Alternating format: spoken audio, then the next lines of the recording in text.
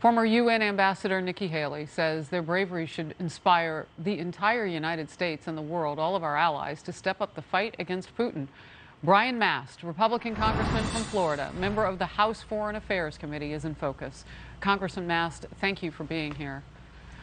Good to be with you. You know, I mentioned our U.S. military, and of course you have served. And you have been around people like that woman in the windowsill, I'm sure, watching them try to win freedom.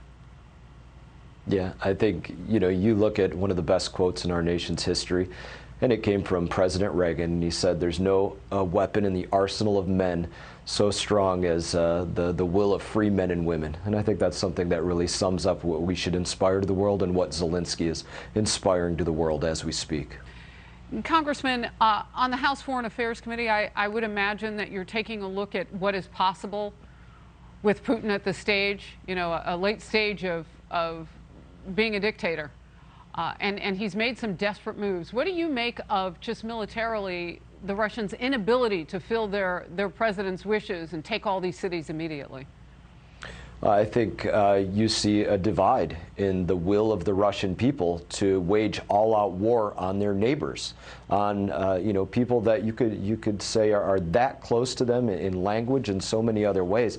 This wasn't the will of their people. There's division amidst the military, and I think what you need to see from the Foreign Affairs Committee and from those that are in talks in Belarus and other places is laying it out to Vladimir Putin that we realize how he began this war, but no matter how long it takes, this is how this war will end.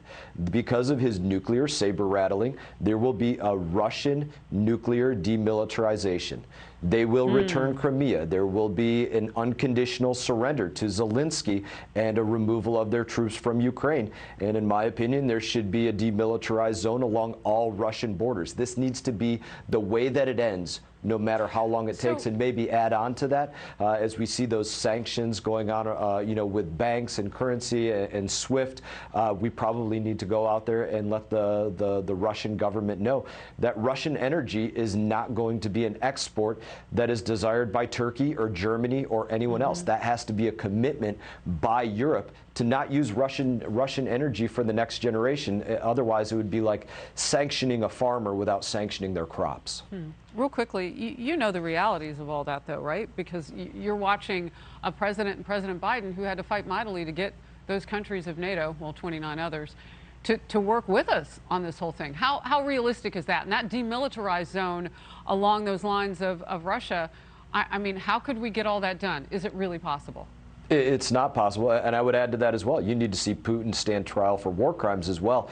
But what you see, there was an effort to unify NATO and the EU and Europe across the board on this, but the greatest unifier of NATO has been Vladimir Putin. And I think you will see, because of what Lithuania and Latvia and Estonia and Poland and all of these countries now realize they could face, you will see, I think, that kind of unification. I hope that is their resolve. And again, when you look at the way that they are ramping up their nuclear posture, of which Russia has defined very specifically why they would use nuclear weapons in the case of the total collapse of the Soviet Union, or I'm sorry, of Russia. I almost called them Soviet Union. The total collapse of Russia, in case of their nuclear stockpiles being attacked, in the case of attack on their capital. There are very specific reasons why they would lay out using nuclear weapons.